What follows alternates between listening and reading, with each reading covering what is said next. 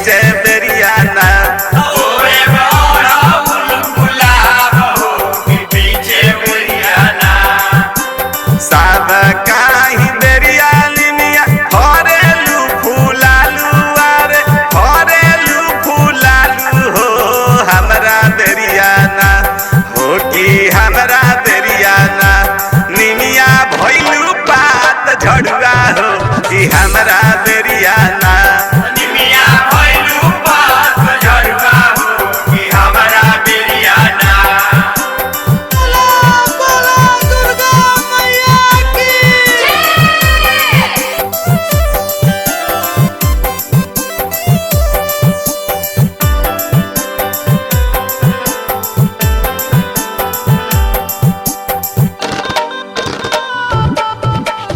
खुशबू recording studio कहला बिशनपुरा बाजार mix by इमाम बाबू।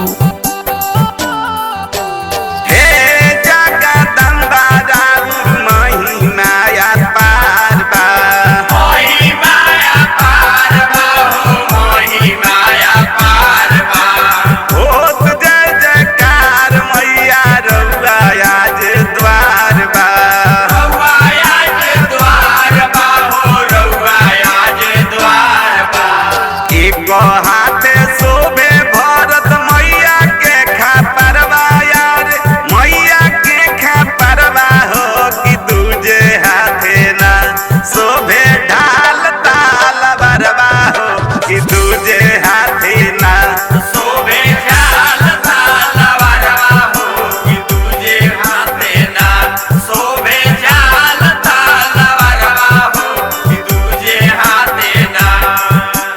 सब काही बेरिया निनिया हरेलू फुलालू अरे हरेलू फुलालू हो हमरा बेरिया ना हो कि हमरा बेरिया ना निनिया भइलू पात झड़ुआ हो कि हमरा बेरिया